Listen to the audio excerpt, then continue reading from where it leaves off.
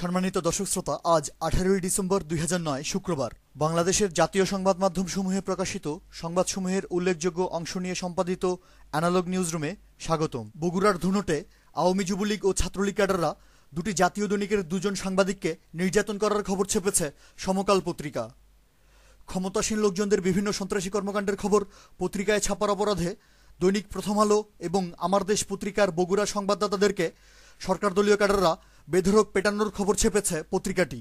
সরকারি দলের ছাত্র সংগঠনের ক্যাডাররা গাজীপুরের কাপাসিয়ায় জাতীয়তাবাদী ছাত্রদলের 3 জন নেতার উপর বিনা উস্কানিতে হামলা করার পাশাপাশি একজন বিআরডিবি কর্মকর্তাকে লাঞ্ছিত করার খবর এবং পার্বত্য রাঙামাটির বাঘাইচড়ি ও পটুয়াখালীর গলাচিপায় বিরোধী দলের বিজয় দিবসের অনুষ্ঠানে হামলা করে মোট 22 জন নেতাকর্মীকে আহত করার খবর ছেপেছে নয়াদিগন্ত ও জায়জায়দিন। সিলেট সরকারি কলেজে আওয়ামী ছাত্রলীগের বেপরোয়া ভাঙচুরের খবর।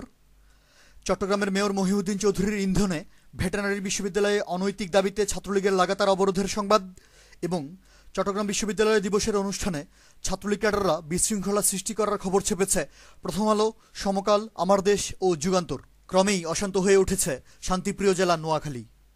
ক্ষমতার দাপটে ধরাকে সরাজ্ঞান করে অঘোষিত স্থানীয় শাসন ব্যবস্থা জারি করেছে ক্ষমতাসীন দলের 3 জন নব্য গডফাদার একরামুল করিম চৌধুরী, মির্জা কাদের এবং মোহাম্মদ আলী। তাদের নিজস্ব ক্যাডার বাহিনী দিয়ে নিয়ন্ত্রণ করছে পুরো নোয়াখালী জেলা। অশান্ত জনপদ নোয়াখালীতে সরকার দলীয় গডফাদারদের বেপরোয়া চাঁদাবাজি, টেন্ডারবাজি, কমিশন বাণিজ্য, দখলবাজির পাশাপাশি বিভিন্ন সন্ত্রাসী কর্মকাণ্ডে প্রতিবেদন করেছে আমার দেশ পত্রিকা। রাজধানী উন্নয়ন কর্তৃপক্ষ কার্যালয়ে ক্ষমতাসীন লোকজনদের অনিয়ম ও দুর্নীতির পাশাপাশি অনৈতিক তদবির বাণিজ্য ও দলিল সন্ত্রাসের খবর এবং সুনামগঞ্জের তাহিরপুরে সরকার দলীয় এমপির লোকজনদের বেপরোয়া চাঁদাবাজিতে প্রতিবেদন করেছে নয়াদিগন্ত ও জায়জায়দিন। দলীয় টেন্ডারবাজদেরকে বিশেষ সুবিধা প্রদানের বিধান রেখে মহাজোট সরকারের নতুন ক্রয় সংক্রান্ত আইন প্রণয়নে এশীয় ডেভেলপমেন্ট ব্যাংক উদ্বেগ প্রকাশ করার খবর।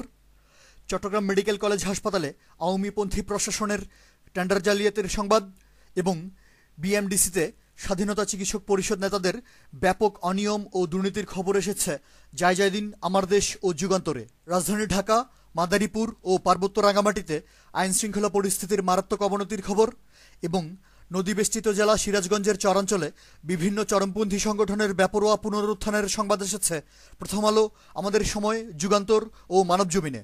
রাজধানীতে দুর্বিষহ লোডশেডিংয়ের কারণে বিপর্যস্ত নগর জীবনের খবর ছেপেছে সমকাল পত্রিকা। ঢাকা, বরিশাল, নড়াইল এবং নাটোর সংবাদদাতাদের পাঠানো তথ্যের ভিত্তিতে মানবজমিন, জায়জায়দিন, যুগান্তর ও আমাদের সময় পত্রিকায় প্রকাশিত হয়েছে সারা দেশে নিত্য প্রয়োজনীয় দ্রব্যমূল্যের লাগাতার ঊর্ধ্বগতিতে বাজার পরিস্থিতির বেহাল দশার খবর।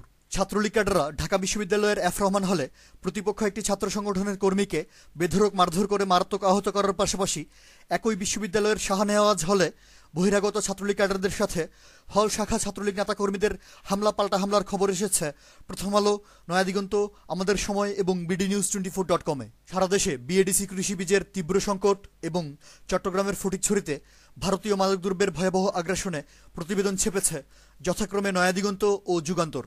অ্যানালগ নিউজ আজ এ পর্যন্তই। আমাদের পরবর্তী নিউজ শোনার আমন্ত্রণ জানিয়ে আজকের মতো বিদায়। ধন্যবাদ।